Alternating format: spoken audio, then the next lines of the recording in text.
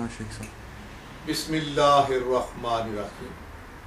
Assalamu alaikum, my dear brothers and sisters associated with International Islamic Cultural Study Circle.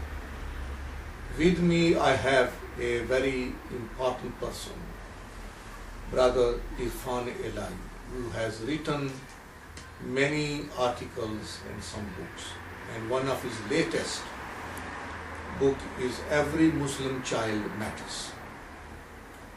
Now I will be asking Irfan two very important questions. One related to the education and the other one related to the citizenship. Now welcome Irfan. Thank you, Sheikh. Now can you answer me please that our highlight for our global audience, what is the important step which Muslims parents should take towards educating their children in modern society? To me, one of the most important questions that Muslim parents need to ask themselves is, how do they want their children to finish up? Which is the basic and most fundamental question. So when you have a child who's very young, by the time they're 18, what sort of Muslims do you want them to be? What sort of behaviours do you? And if you begin to answer that question, then obviously we have a number of wonderful role models in the Prophet, various of the Prophet's wives and so on and so forth. That we have the Sunnah, we have the Quran. There are all sorts of guidance that you can get. To me, however, within that, one of the most important things that our Prophet did was to talk to the children, was to discuss things with them, and what parents need to be doing at every stage, so whether it be in school or in madrasa, is to ask their children what they've actually learned, and ask them what they've learned about being a good Muslim. So in other words, what the parents need to be doing is encouraging the children to reflect, and I don't know how many times the word reflect appears in the Quran, but it's many times. Many times, yes, that is. But the most important thing to me is actually discussion, it's discourse, it's talking to your children about everything, and then helping them in terms of their character building, in terms of their akhlaq, so that they have the nobility of character, which I think is the very essence. How important is the multi-faith knowledge for the children, do you think, in this country? In every country, Sheikh, we live in a global age now.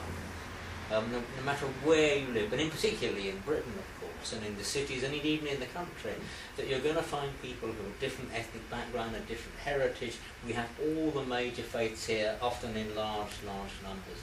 It's really important that our Muslim children understand and indeed respect those faiths for what they are.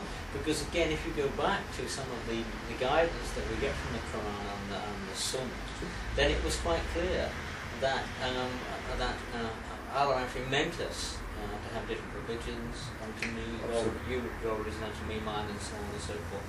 But you have to know them and understand them, and that knowledge implies some degree of respect and acceptance. So young children, young Muslims growing up in this country have got to understand something of Christianity, of Judaism, and all the other major faiths we have. That's very good. And on the other, in community relation, I mean, today you see many youths which are antisocial behaviors, other things. How would you think educationally we can overcome these type of problems of antisocial behaviors and rowdiness and of course disrespect which some of our youths are now inheriting? Where are these elements coming from? Well, two bits to that. I mean, I think there's a very simple answer. Yes. And that is, there need to be better Muslims. Yes. Because if you understand your faith better, and it comes back to my point about reflecting on things, about talking about things, if you understand your faith better, then you understand that God sent each and every one of us to be a regent, a Khalifa. Yes. And with the Khalifa, that means that you become active, that you care about your brothers and sisters, regardless of whether they're Muslim or not. Mm-hmm. And so I think it's a matter really of basic education in terms of Islamic ethics, and we come back to akhlaq again in terms of nobility and proper adab.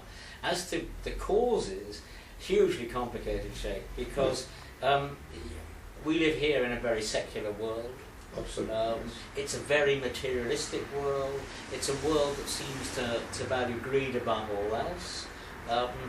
It values easy money, it values quick answers.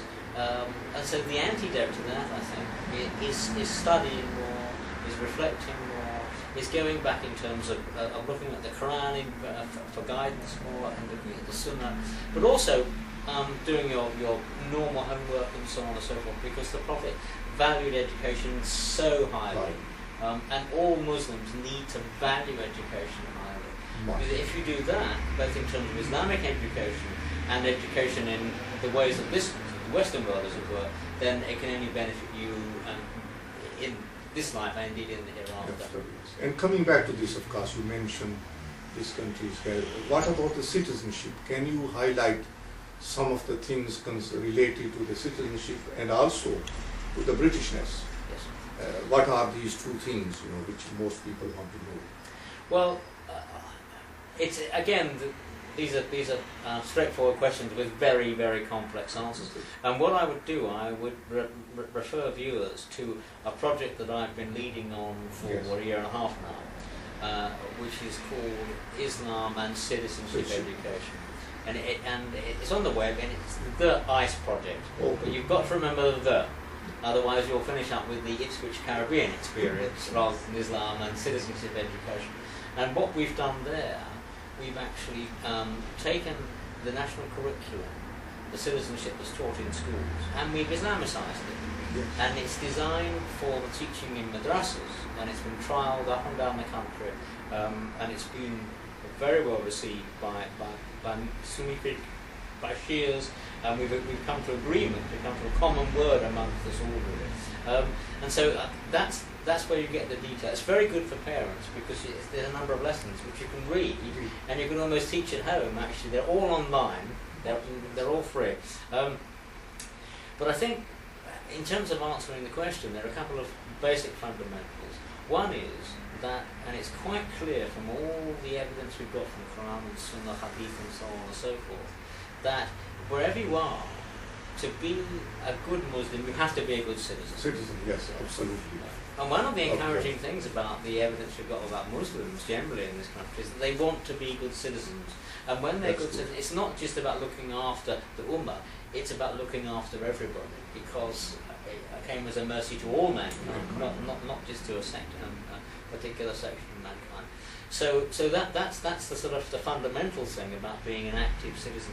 It comes back also to the notion of being a vice-regent, because we're here for a brief period of time. Our Earth's got all sorts of major problems, especially about climate change now. And a good Muslim is a good citizen, actually addresses some of those issues quite actively and quite proactively. The other final point I'd make, just in brief, is that if you look at hadith from the Prophet and how he lived his life, it was quite clear that if you live as a minority, a Muslim minority, in a country where the majority are not Muslims, you have to obey the laws of that land. You are still a citizen of that country, you're still British, you're a British citizen. If you've got issues with the government or what goes on, then there are certain legitimate ways of going about things. And it is about, and again the Prophet, as you know, emphasised the notion of goodness and justice time and time again, even if it was against your brother and your mother and so on and so forth. So being a good citizen is actually about being a good Muslim as far as I'm concerned. That's a splendid answer and a splendid advice and a message from Irfan, an educationalist and former school inspector, a vast experience of education. If you want to be a good Muslim, then in his view you got to be a good citizen. a good characteristic of the country or the land you are living in. Of course, we have to maintain our good relation, our bond of friendship and love with the community here. And I am hoping that our new series, which will be emerging on the internet, on the YouTube in future, will contain advice and question and answer session from Brother Irfan and me. For this time, may Allah bless you, and goodbye from us from here at the Islamic Cultural Study Center.